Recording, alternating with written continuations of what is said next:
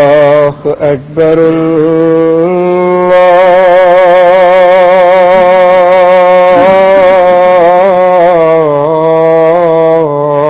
الله أكبر الله أكبر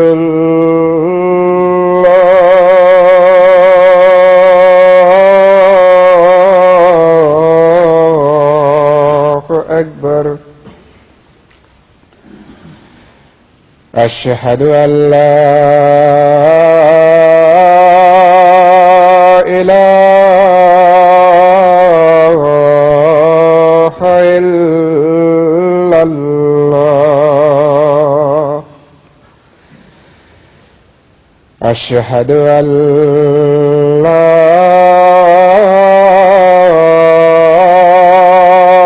إله إلا الله. أشهد أن محمدا رسول الله.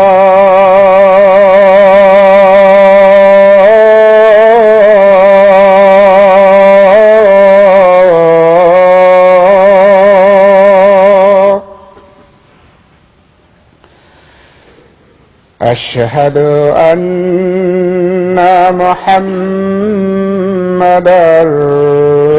رسول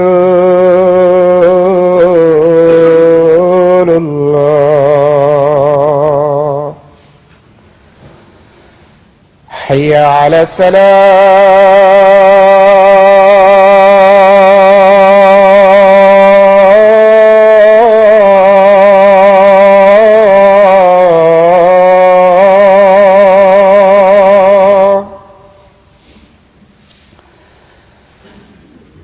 حي على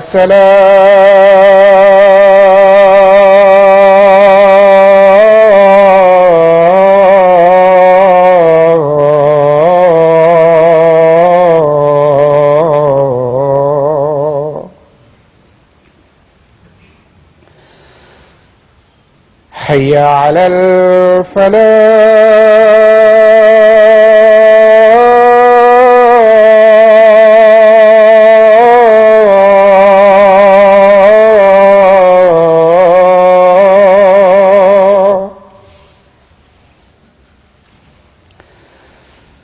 حي على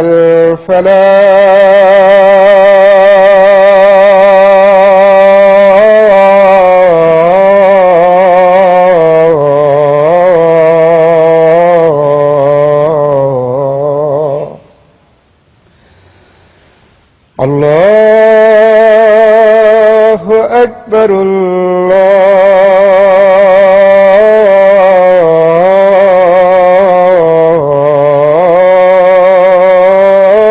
الله أكبر.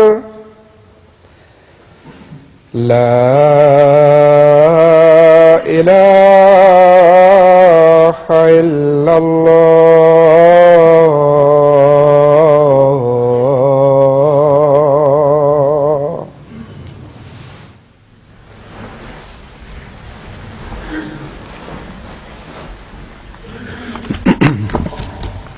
السلام عليكم ورحمة الله.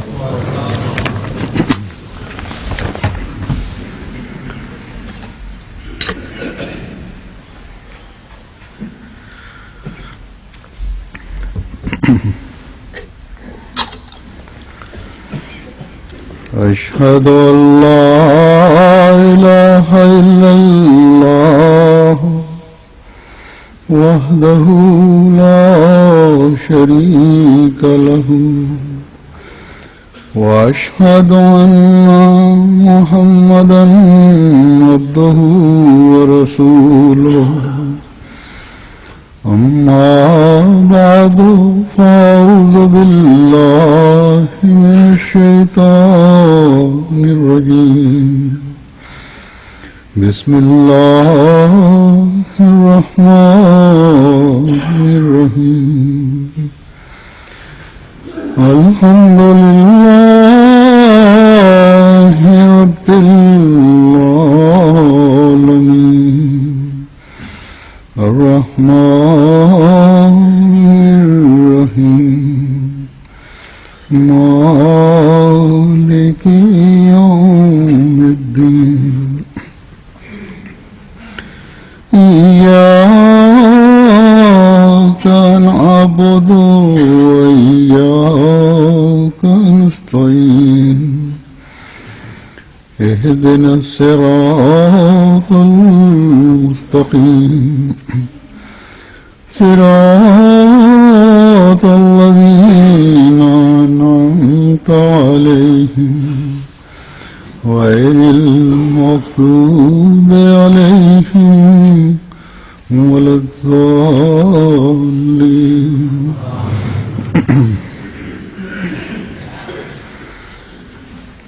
جیسا کہ اللہ تعالیٰ نے فرمایا ہے کہ جو تقوی اختیار کرے اور اس پر توکل کرے اس کے لیے وہ کافی ہے، اور اس کے لیے ایسے سامان پیدا فرماتا ہے جن کا گمان بھی انسان کی سوچ میں نہیں ہوتا۔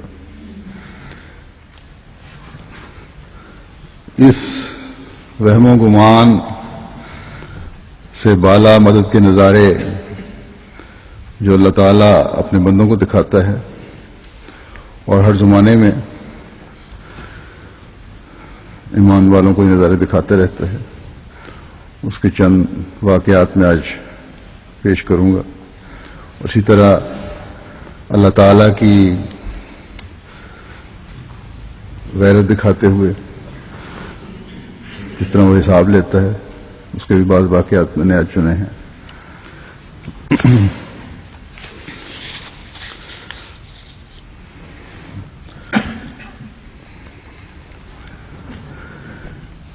جماعت کی تاریخ میں خلیفۃ مسیح اول رضی اللہ تعالیٰ عنہ کے بہت سارے واقعات ہیں، کیونکہ آپ کی سیرت بڑی تفصیل سے لکھی گئی ہے۔ چودھری غلام محمد صاحب بیان کرتے ہیں کہ میں نے حکیم خادم علی صاحب کے ایک رشتہ دار سے حضرت خلیفۃ المسیح اول کے بارے میں سنا کہ ایک دفعہ حضرت مولوی صاحب کشمیر سے راولپنڈی کے راستے سے واپس آ رہے تھے کہ دوران سفر میں روپیہ ختم ہو گیا۔ کہتے ہیں میں نے اس بارے میں عرض کیا تو آپ نے فرمایا کہ یہ گھوڑی 400-500 روپے میں بیچ دیں گے اور فوراً بک جائے گی اور خرچ کے لیے کافی روپیہ ہو جائے گا۔ گھوڑے پہ سوار تھے۔ آپ نے وہ گھوڑی 700 روپے میں خریدی تھی۔ تو کہتے ہیں تھوڑی دور ہی گئے تھے کہ گھوڑی کو درد کلنچ ہوا، پیٹ میں درد ہوئی بڑی، اور راولپنڈی کالج جسے کہتے ہیں، اور راولپنڈی پہنچ کر وہ مر گئی۔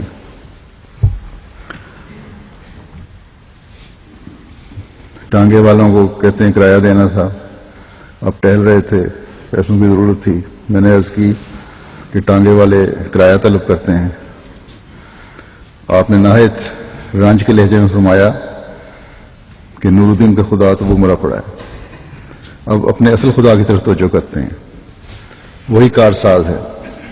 تھوڑی دیر کے بعد ایک سکھ اپنے بوڑھے بیمار باپ کو لے کر حاضر ہوا اور آپ نے اسے دیکھ کر نسخہ لکھا، اور بیان کرنے والے بیان کرتے ہیں کہ اس نے ہمیں اتنی رقم دے دی کہ جموں تک کے اخراجات کے لیے کافی ہو گئی۔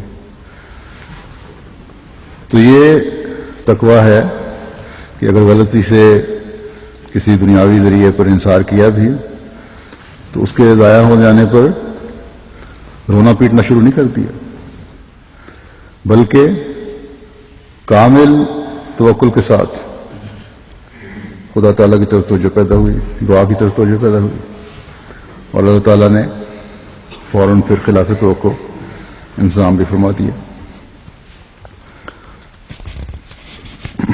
جیسا کہ میں نے کہا خلیفۃ المسیح اول رضی اللہ عنہ کے واقعات تو کی زندگی تو ایسے واقعات سے بھری پڑی ہے. اگر ان کو پڑھا جائے تو ایمان اور یقین میں اضافہ ہوتا ہے. اسی طرح ایک روایت ہے مرزا سلام اللہ صاحب مستری قطب الدین صاحب بھیروی کی روایت بیان کرتے ہیں کہ ایک مرتبہ عید الاضحیٰ کے موقع پر خلیفۃ المسیح اول نے گھر سے دریافت فرمایا کہ کپڑے دھلے ہوئے ہیں. معلوم ہوا کہ صرف ایک پاجامہ ہے اور وہ بھی پھٹا ہوا ہے. آپ نے اس میں آہستہ آہستہ ہزار بند ڈالنا شروع کر دیا.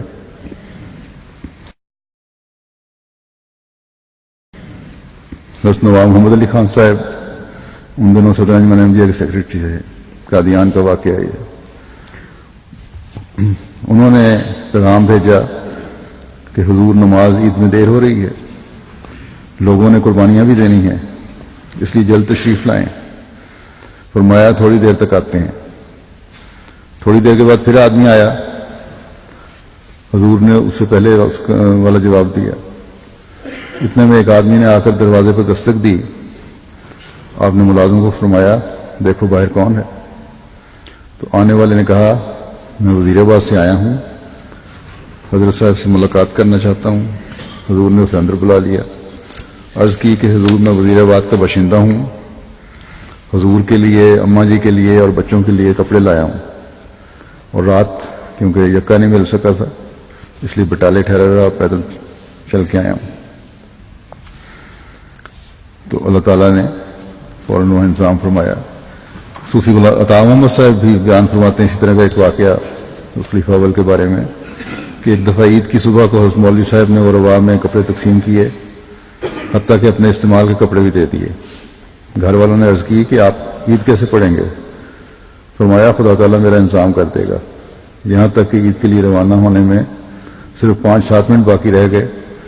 عین اس وقت ایک شخص حضور کے حضرت کے حضور کپڑوں کی گٹھری لے کر حاضر ہوا. حضور نے وہ کپڑے لے کر فرمایا دیکھو ہمارے خدا نے عین وقت پر ہمیں کپڑے بھیج دیے. تو خدا تعالیٰ آپ کی ضرورتوں کا خود متکفل ہو جاتا تھا اور وقت پر آپ کی تمام حاجات پوری فرماتا تھا.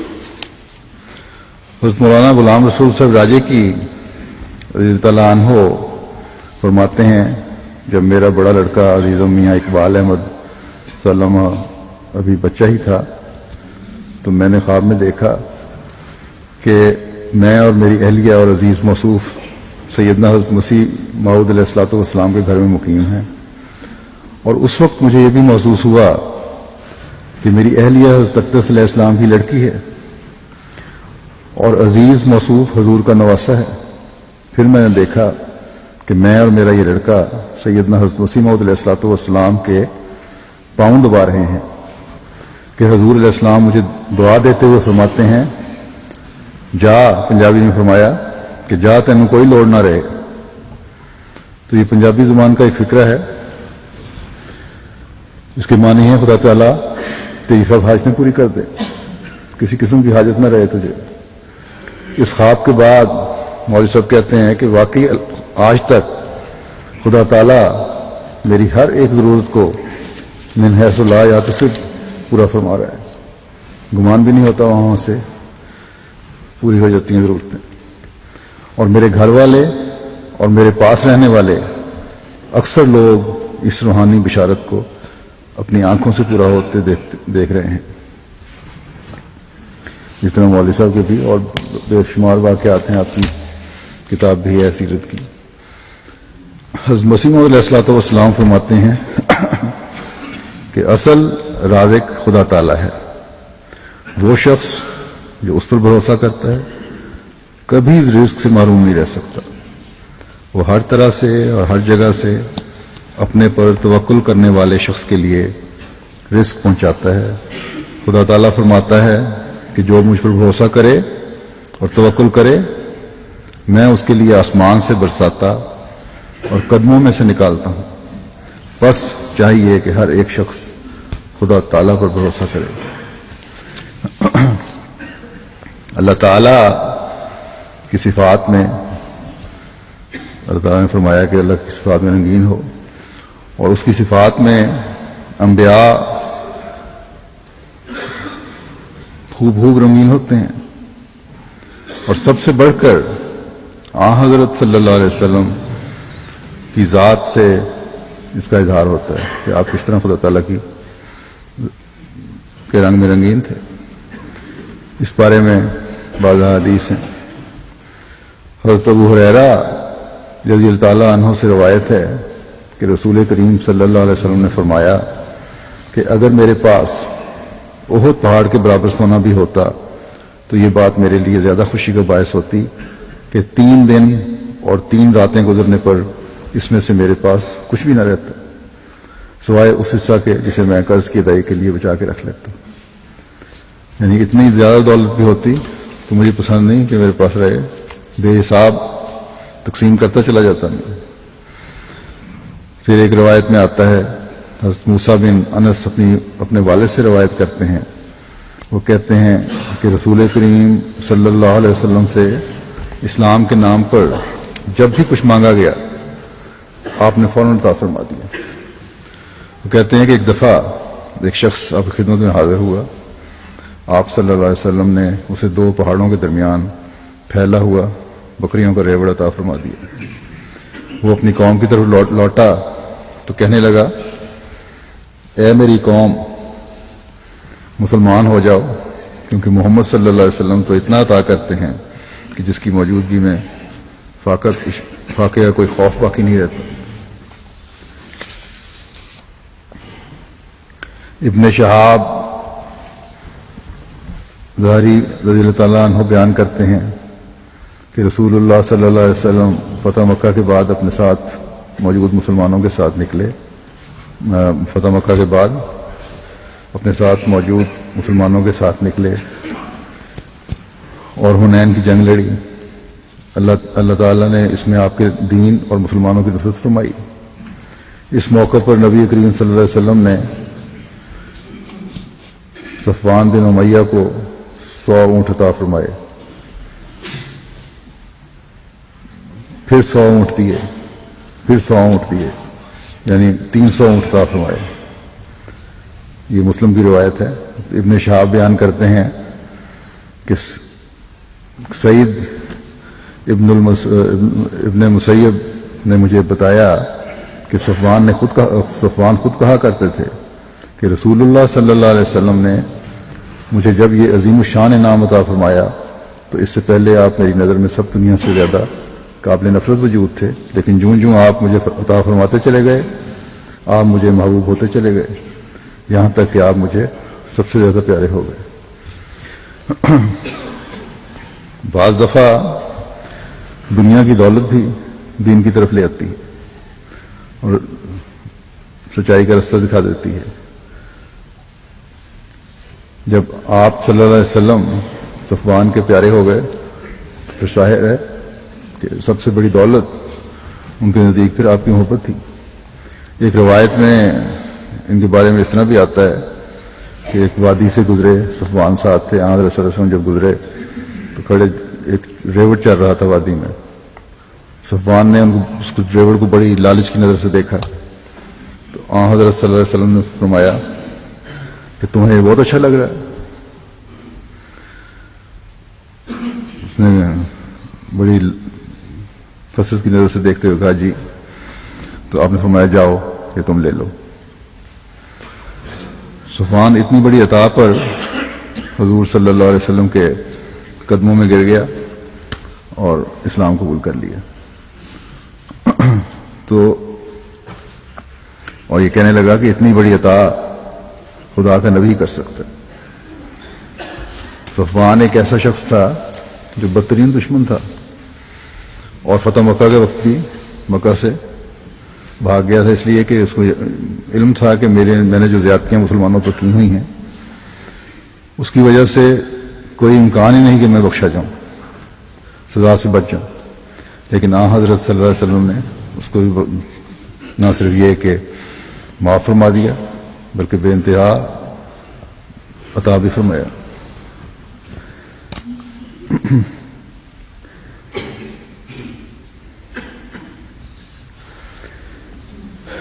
حضرت صلی اللہ علیہ وسلم نے اپنے صحابہ کو، اپنی امت کو نصیحت بھی فرمائی کہ اور خاص طور پر دین کے معاملے میں خرچ کرنے میں کنجوسی نہ کرنے کی نصیحت فرمائی، اور اسی طرح حقوق العباد کی ادائیگی کی طرف بھی توجہ دلائی کہ اس میں بھی کمی نہیں ہونی چاہیے۔ حضرت اسماء بنت ابو بکر رضی اللہ عنہا بیان کرتی ہیں کہ ایک دفعہ حضرت نبی کریم صلی اللہ علیہ وسلم نے نصیحت کرتے ہوئے فرمایا کہ اللہ کی راہ میں گن گن کر خرچ نہ کیا کرو، ورنہ اللہ تعالیٰ بھی تمہیں گن گن کر ہی دے گا، یعنی کنجوسی سے خرچ نہ کرو، اور اپنی تھیلی کا منہ بند کر کے نہ بیٹھ جاؤ، ورنہ پھر اس کا منہ بند ہی رکھا جائے گا۔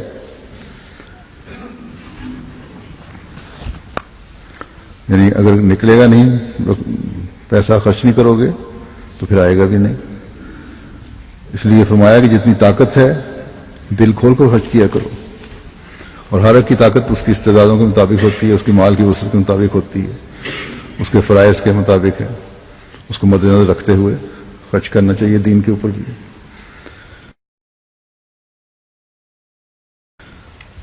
یہ تقوی اور توکل جو آپ اپنے صحابہ میں پیدا فرمانا چاہتے تھے، اور صحابہ کی تاریخ گواہ ہے کہ یہ توکل ان کے اندر پیدا ہوا، اور وہ لوگ جو ان پڑھ اور جاہل کہلاتے تھے وہ باخدا انسان کی عظیم مثالیں بن گئے۔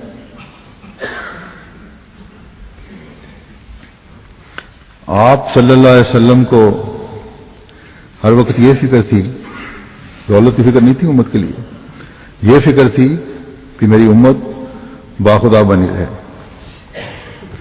اور اس کے لیے صحابہ کو نصائح فرماتے تھے، اور صحابہ کو نصائح اس لیے تھیں کہ یہ نصائح پھر آگے بھی پہنچتی رہیں۔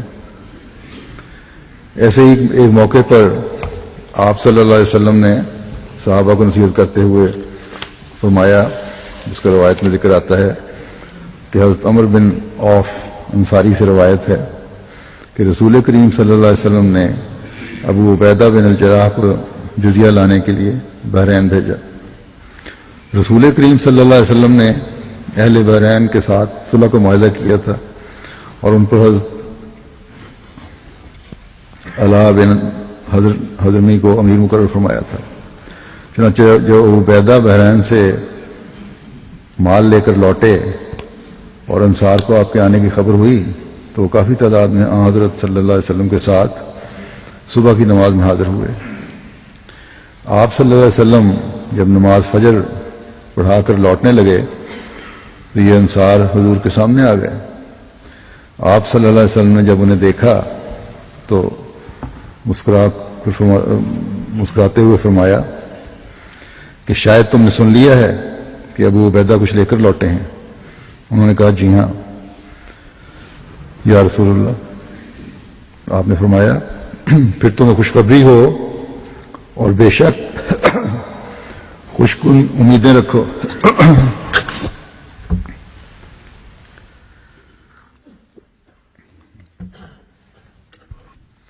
کیونکہ اللہ کی قسم میں تمہارے بارے میں فقر و غربت سے نہیں ڈرتا، بلکہ میں تو اس بات سے ڈرتا ہوں کہ تم پر دنیا داری کی بساط اس طرح کھول دی جائے جس طرح تم سے پہلے لوگوں پر کھول دی گئی تھی، اور پھر تم ان کی طرح اس میں مقابلہ کرنے لگ جاؤ، اور پھر یہ دنیا داری ان کی طرح تمہیں بھی ہلاک کر دے۔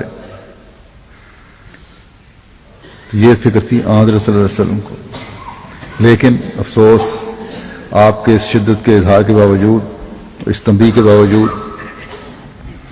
امت اسی دور میں مبتلا ہے، اکثریت امت کی۔ لیکن ایک احمدی کو اپنا عہد بیعت نبھاتے ہوئے اس طرف خاص توجہ دینی چاہیے کہ دین کو دنیا پر مقدم رکھنا ہے۔ پھر ہم دیکھتے ہیں کہ حضرت صلی اللہ علیہ وسلم کے اسوے اور آپ کی سنت پر عمل کرتے ہوئے حضرت مسیح موعود علیہ الصلوۃ والسلام کس طرح اپنے ساتھیوں سے، اپنے صحابہ سے اظہار فرمایا کرتے تھے۔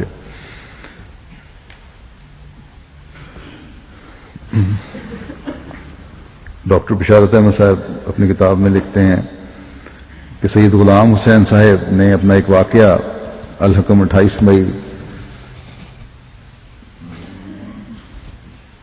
7 جون 1939 میں شائع کیا ہے۔ میں اس کا خلاصہ یہاں اپنے الفاظ میں عرض کرتا ہوں کہ واقعہ یوں ہے کہ غالباً 1898 کا ذکر ہے۔ سید غلام حسین صاحب قادیان میں تھے اور دل سے متمنی تھے کہ حضرت اقدس کوئی خدمت ان کے سپرد کریں، تو وہ خوشی سے بجا لائیں۔ آخر ایسا ہوا کہ ڈاک دیکھتے دیکھتے حضرت اقدس نے سید صاحب کی طرف دیکھ کر فرمایا کہ یہ ایک بلٹی ہے، آپ بٹالہ سے جا کر لے آئیں۔ ساتھ ہی بلٹی ان کے ہاتھ میں دے کر فرمایا ابھی ٹھہریے۔ پھر آپ اندر تشریف لے گئے اور 5 روپے لا کر سید صاحب کو دیے کہ یہ رستے اور بلٹی کے اخراجات کے لیے ہیں۔ تو ان دنوں میں قادیان میں یکے 1-2 ہی ہوا کرتے تھے اور وہ صرف موجود نہ تھے۔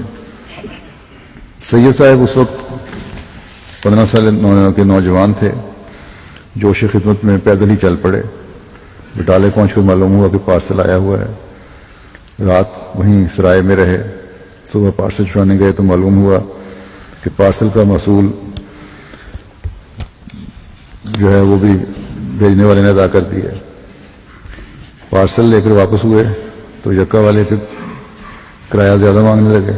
انہوں نے کفایت شاری کے خیال سے ایک مزدور سے 4 آنے کی وجہ ٹھہرائی اور ٹوکری اس کی بینگی میں رکھ دی اور خود پیدل چل پڑے۔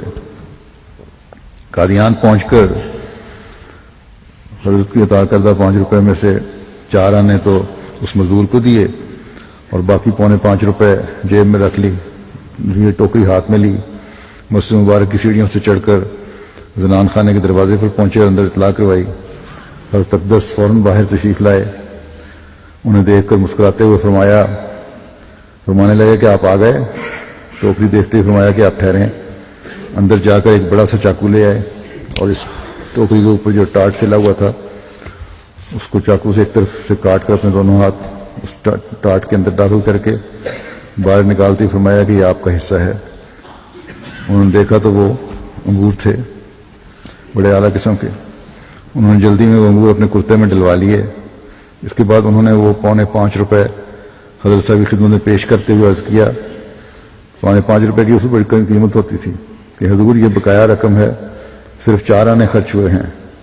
اس پر حضرت صاحب نے بڑی شفقت سے فرمایا کہ ہم اپنے دوستوں سے حساب نہیں رکھا کرتے، اور ٹوکری اٹھا کے اندر تشریف لے گئے۔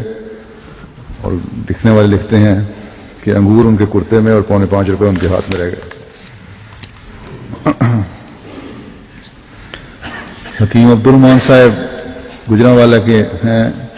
ان کی ایک روایت ہے کہ ان کے بیٹے مکرم عبد القادر صاحب سے روایت ہے کہ والد صاحب فرمایا کرتے تھے کہ ایک دفعہ میں قادیان گیا اور 2-4 روز ٹھہرنے کے بعد اجازت مانگی۔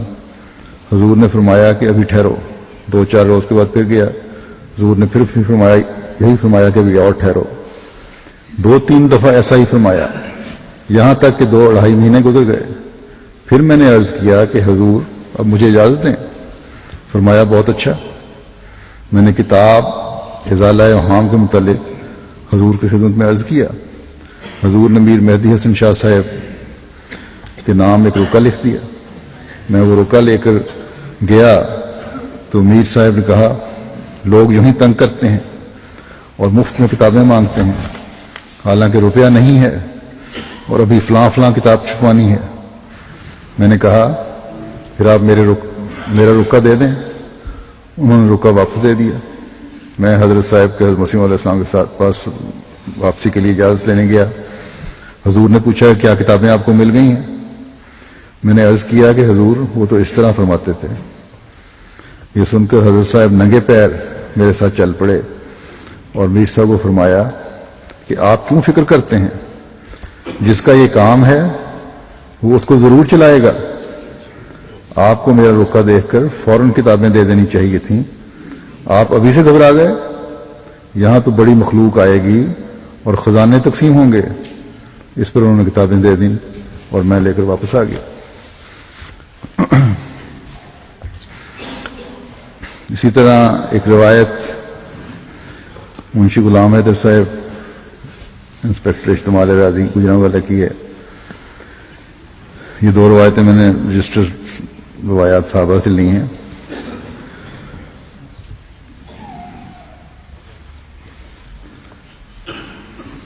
انہوں نے منشی احمد الدین صاحب اور پیر نویس گجرانوالہ کی روایت بیان کی ہے.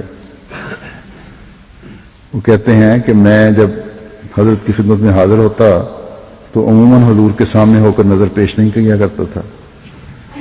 ایک دفعہ حضرت مولوی عبدالکریم صاحب نے مجھے نصیحت کی کہ ایسا نہیں کرنا چاہیے، سامنے ہو کر نظر پیش کرنی چاہیے، کیونکہ بعض اوقات ان لوگوں کی جب نظر پڑ جاتی ہے تو انسان کا بیڑا پار ہو جاتا ہے. پھر ایک دفعہ میں نے سامنے ہو کر مالی تنگی کی وجہ سے کم نظرانہ پیش کیا. حضور نے فرمایا اللہ تعالیٰ برکت دے. چنانچہ اس واقعے کے بعد ایک شخص نے مجھے بہت سے روپے دیے.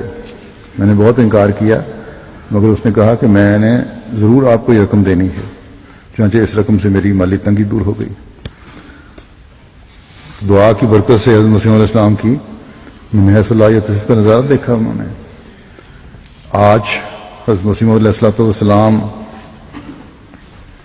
کے پیغام کی اشاعت کے لیے جو لوگ قربانیاں کرتے ہوئے اپنے رقم پیش کرتے ہیں، اسلام کا درد رکھنے والے جو ہیں، اس کے لیے قربانیاں کرنے کی تڑپ رکھتے ہیں اور قربانیاں کرتے ہیں، ان کو بھی ایسے نظارے اللہ تعالیٰ دکھلاتا ہے.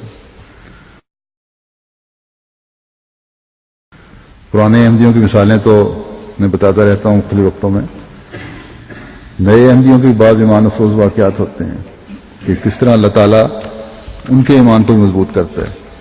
اس کی بھی 2 مثالیں میں آج پیش کرتا ہوں. آئیوری کوسٹ کے شہر بسم کے ایک نومائے احمدی مکرم یعقوب علی دو صاحب کو جماعتی مالی نظام کے تحت چندے کی شرح اور تفصیل بتائی گئی. تو اگلے روز وہ خود اپنی تنخواہ کے حساب سے شرح کے مطابق چندہ عام، چندہ وقف جدید اور طریقہ جدید ادا کرنے آ گئے، جو کہ تقریباً 50 پاؤنڈ بن رہا تھا، اور یہ ان کے لیے بہت بڑی رقم ہے. یہ ان کا احمدیت قبول کرنے کے بعد پہلا چندہ تھا. تو بیان کرنے والے بیان کرتے ہیں کہ ابھی ہمارا معلم اس چندے کی رسید کاٹ رہا تھا کہ ان صاحب کو ایک دوست کا فون آیا کہ وہ قرضہ جو میں نے تم سے 2 سال قبل لیا تھا کل آ کے مجھ سے وصول کر لو. یعقوب علی دو صاحب حیران ہو کر بتانے لگے کہ یہ شخص قرض لے کر ایسا رویہ اپنائے ہوئے تھا کہ مجھے اس قرض کی وصولی کی امید ہی نہیں تھی، اور یہ صرف اور صرف چندہ دینے کی وجہ سے ہوا ہے. کہ صرف یہی نہیں بلکہ یہ قرض مل گیا، بلکہ چند روز کے بعد ان کو حکومت کی طرف سے ایک خط ملا کہ نئے سال سے نہ صرف آپ کی ملازمت میں گریڈ کا اضافہ ہو گیا ہے بلکہ آپ کی تنخواہ میں 50% کا اضافہ بھی ہو گیا. چنانچہ جب انہوں نے اپنے نئے اضافے والی تنخواہ وصول کی تو فوراً اپنا چندہ شرح کے مطابق دگنا کر دیا، اور آپ نے نہ صرف وہ اپنا ماہانہ چندہ ادا کر رہے ہیں بلکہ مسجد کی تزئین خوبصورتی وغیرہ کے لیے اپنی جیب سے کافی خرچ کر رہے ہیں. اور سب کو یہ برملا کہتے ہیں کہ یہ سب خدا تعالیٰ کے فضلوں کی بارش ہے جو اس کی راہ میں مالی قربانی کرنے کے نتیجے میں ہے. دیکھیں کس طرح اللہ تعالیٰ نئے آنے والوں کو بھی من حیث لا یحتسب کا نہ صرف نظارہ دکھاتا ہے بلکہ فَيُضَاعِفُهُ لَهُ أَضْعَافًا كَثِيرًا کا بھی وعدہ جو ہے نقد پورا فرما رہا ہے. امیر صاحب بینر نے ایک اور واقعہ لکھا ہے کہ ریجن باسیلا کے لوکل مشنری اپنے علاقہ کے گاؤں جاپنگو میں چندہ تحریک جدید کے بارے میں بتا رہے تھے اور اس کی برکات کا ذکر کر رہے تھے. تو وہاں کی ایک غیر احمدی حلیم نامی خاتون نے اس تحریک میں 500 فرانک صیفہ چندہ دیا اور 1 سال کے گزرنے پر دوبارہ اس نے رابطہ کیا اور گزشتہ سال کی نسبت 4 گنا مزید چندہ دیا اور بتایا کہ گزشتہ سال جب میں نے چندہ دیا تو اس کے بعد سے میرے کاروبار میں غیر یقینی طور پر برکت پڑ گئی ہے. مجھے تو سوچ بھی نہیں سکتی اتنی برکت پڑے گی. اس بات نے مجھے اس بات کی طرف متوجہ کیا ہے اور آج میں پھر چندہ طریقوں میں چندہ دیتی ہوں. اور ساتھ ہی کہا کہ میں جماعت میں بھی شامل ہوتی ہوں اور بیعت کر کے جماعت میں داخل ہو گئی. عموماً تو ہم غیر احمدیوں سے چندہ نہیں لیتے، لیکن افریقہ میں بعض ایسے تعلقات بن جاتے ہیں کہ وہ مجبور کر دیتے ہیں کہ آپ لوگ لیں، کیونکہ وہ دینا چاہتے ہیں اور سمجھتے ہیں کہ صحیح مصرف چندے کا جماعت احمدیہ کرتی ہے. جب میں وہاں گانا میں ہوتا تھا کئی دفعہ ایسا ہوا کہ بعض لوگ ذمہ دار جو تھے وہ اپنی زکوٰۃ لے کے آ جاتے تھے اور میرے پوچھنے پر کئی دفعہ میں نے پوچھا بعض لوگوں سے، انہوں نے کہا اپنے مولوی کو ہم دیں گے تو کھا پی جائے گا، آپ لوگ کم از کم صحیح استعمال تو کریں گے.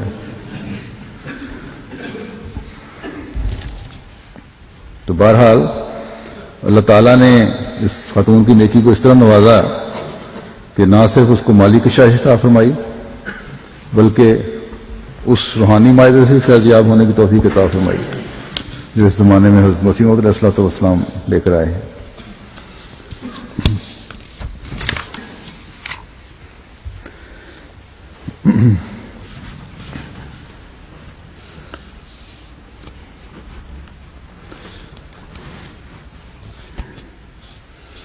حضرت یعقوب علی صاحب عرفانی بیان کرتے ہیں کہ حافظ نور احمد صاحب سوداگر پشمینہ لدھیانہ حضرت مسیح موعود علیہ السلام کے پرانے اور مخلص خدام میں سے ہیں. ان کو تجارتی کاروبار میں ایک بار سخت خسارہ ہو گیا اور کاروبار تقریباً بند ہو گیا.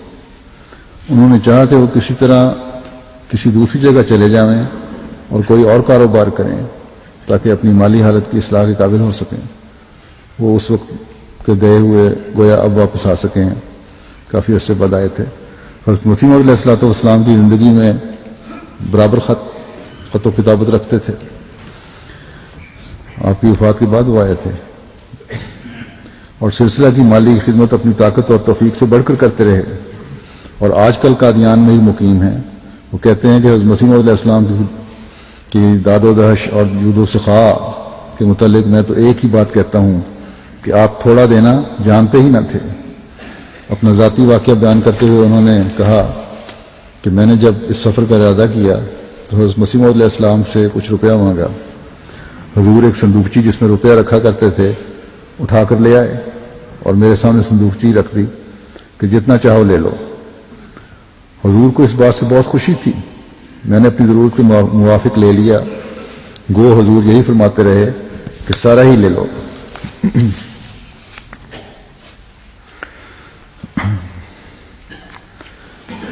پھر جیسا کہ اللہ تعالیٰ نے فرمایا ہے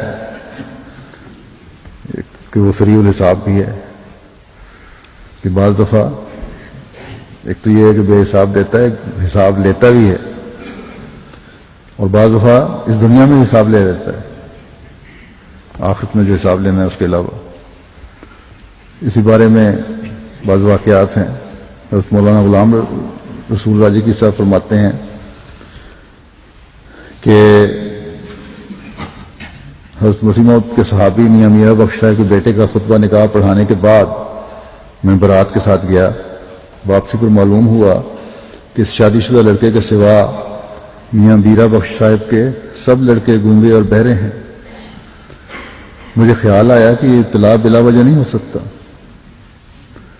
بڑے خوف والی واقعہ ہے. چنانچہ میں نے میاں میرا بخش صاحب سے پوچھا تو انہوں نے بتایا کہ میری سالی کا ایک بچہ گونگا اور بہرا تھا.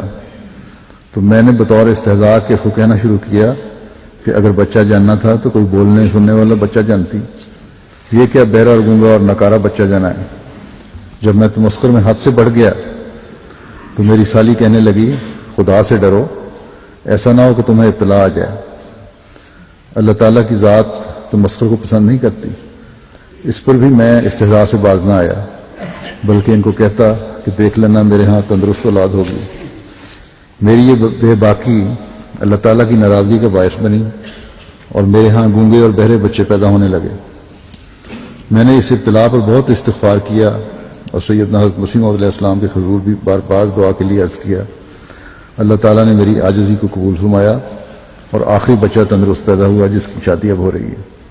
بس مذاق میں بھی ایسی باتیں جن کو انسان تو ہلکا پھلکا سمجھ رہا ہوتا ہے بات کرنے والا، لیکن دوسرے کے دل پر وہ شدید چوٹ لگانے کا باعث بن جاتی ہے، اور کبھی ایسی آگ بن جاتی ہے جو اللہ تعالیٰ کے عرش کو ہلا دیتی ہے، اور اس دنیا میں بھی پھر حساب شروع ہو جاتا ہے۔ اللہ تعالیٰ رحم فرمائے اور حقیقی تقویٰ دلوں میں قائم فرمائے۔ اس مولانا غلام رسول صاحب راجی کی فرماتے ہیں ایک اور واقعہ 1938 کا واقعہ ہے کہ ہمارے حلقے انتخاب میں پنجاب لیجسلیٹو کونسل کی ممبری کے لیے 2 امیدوار کھڑے ہوئے۔ ایک چودھری ریاست علی تھے چٹھا اور دوسرے مراد بخش صاحب بھٹی۔ یہ دونوں امیدوار علاقے کے احمدیوں سے ووٹ دینے کے لیے درخواست کر رہے تھے، لیکن محترم میاں سردار خان صاحب رضی اللہ عنہ ان کو یہی جواب دیتے تھے کہ جب تک حضور اید اللہ کی طرف سے خلیفہ ثانی کی طرف سے کوئی فیصلہ صادر نہ ہو وہ کسی امیدوار کے حق میں وعدہ نہیں کر سکتے۔ مولوی راجی صاحب کہتے ہیں خلیفہ مسیح ثانی کے ارشاد کے ساتھ وہاں چلے گئے، تشریف لے گئے اور گاؤں کی بھری مجلس میں، جس میں علاوہ احمدیوں کے بہت سے غیر احمدی بھی موجود تھے، یہ ہدایت سنائی کہ اسمبلی کی نشست کے لیے ووٹ چودھری ریاست علی صاحب کو چٹھا کو دینی ہے، ان 2 میں سے ایک کو۔ یہ خلاف توقع فیصلہ سن کر علاوہ احمدیوں کے تمام حاضرین جو چودھری ریاست علی کے مخالف تھے اسے بڑے تلملا اٹھے اور احمدیوں کے خلاف سب و شتم اور مخالفانہ مظاہروں سے اس علاقے کی فضا کو خراب کر دیا۔ ہم نے اس مخالفت کو صبر و استقلال سے برداشت کیا۔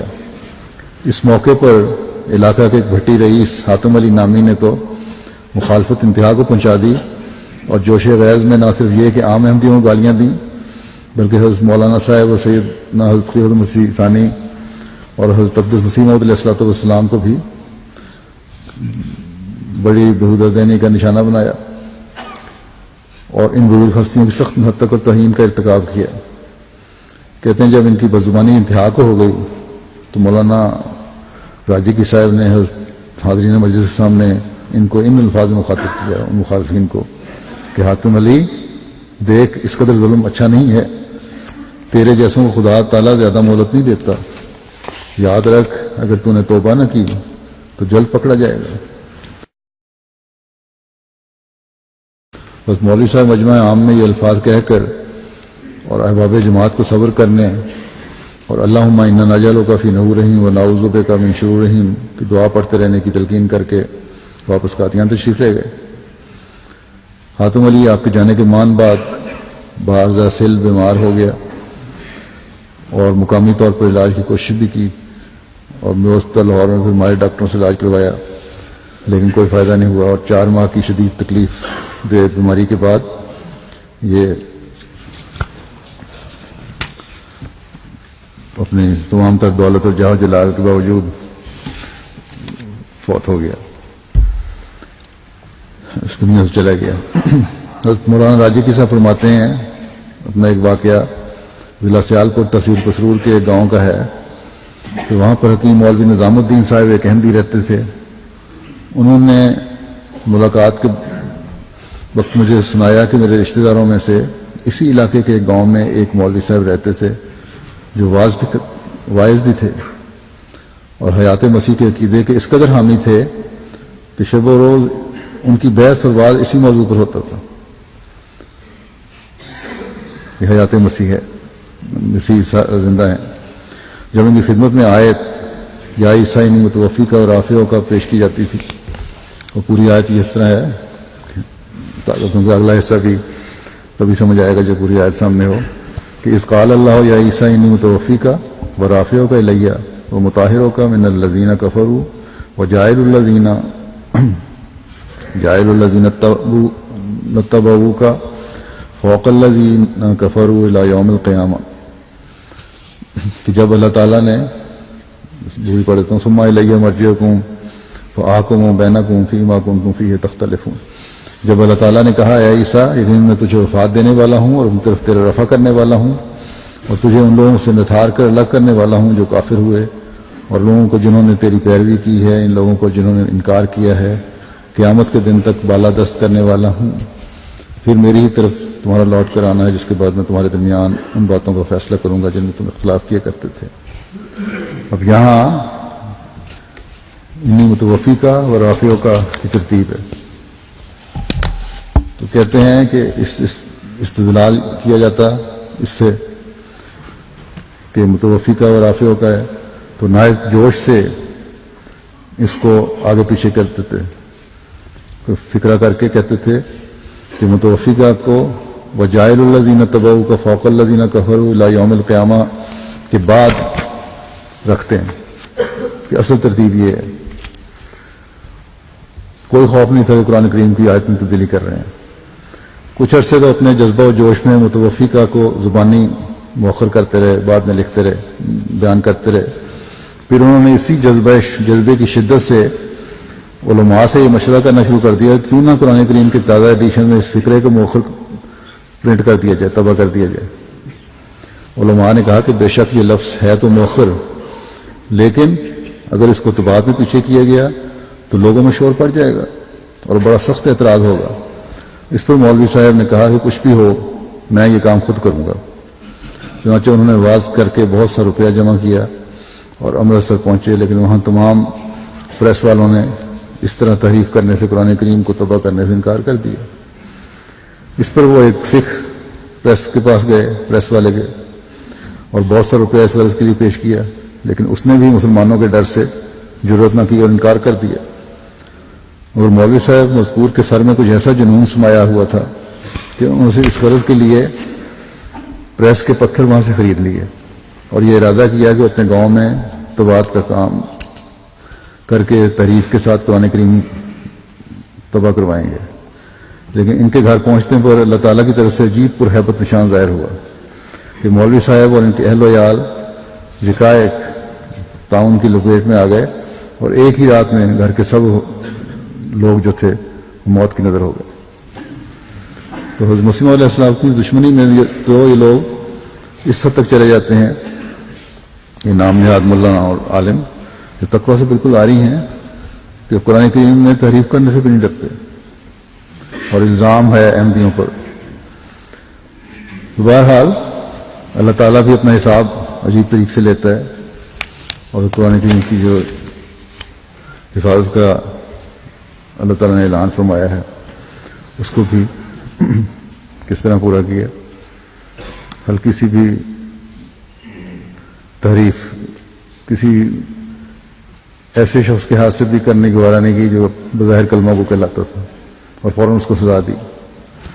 حضرت مسیح موعود علیہ السلام فرماتے ہیں کہ اگر خدا تعالیٰ کی کچھ بھی عظمت ہو اور مرنے کا خیال اور یقین ہو تو ساری سستی اور غفلت جاتی رہے، اس لیے خدا تعالیٰ کی عظمت کو دل میں رکھنا چاہیے اور اس سے ہمیشہ ڈرنا چاہیے۔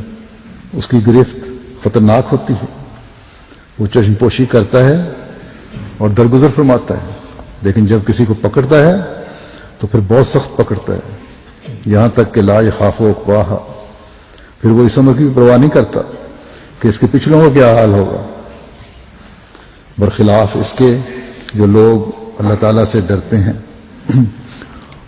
اور اس کی عظمت کو دل میں جگہ دیتے ہیں، خدا تعالیٰ ان کو عزت دیتا ہے اور خود ان کے لیے ایک سپر ہو جاتا ہے، ڈھال بن جاتا ہے۔ اللہ تعالیٰ رحم فرمائے اور ہمیشہ اپنے غضب سے، اپنی ہلکی سی سزا سے بھی ہمیں محفوظ رکھے اور اپنے انعامات سے ہمیں نوازے، ہمیشہ ہمارے رحم و گمان سے بڑھ کر اپنے فضل و رحم کے نظارے دکھائے، اپنی خوف اور اپنی خشیت ہمارے دلوں میں قائم فرمائے، کامل توکل کرنے والے ہم ہوں اور اللہ تعالیٰ خود ہر موقع پر ہماری ڈھال بن جائے جیسا کہ اس کا وعدہ ہے.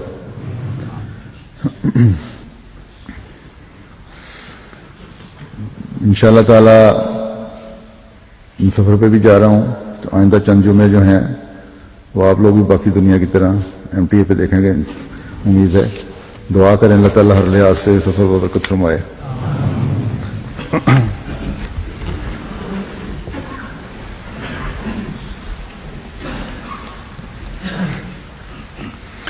الحمد لله نحمده ونستعينه ونستغفره ونؤمن به ونتوكل عليه ونعوذ بالله من شرور أنفسنا ومن سيئات أعمالنا من يهده الله فلا مضل له ومن يضلله فلا هادي له ونشهد أن لا إله إلا الله ونشهد أن محمدا عبده ورسوله.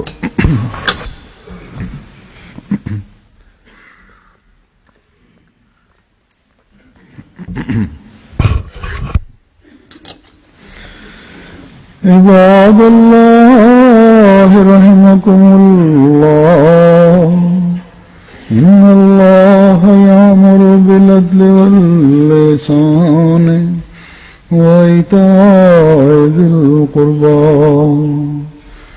وينهى عن الفحشاء والمنكر والبغي يعظكم لعلكم تذكرون. اذكروا الله يذكركم وادعوه يستجب لكم ولذكر الله أكبر.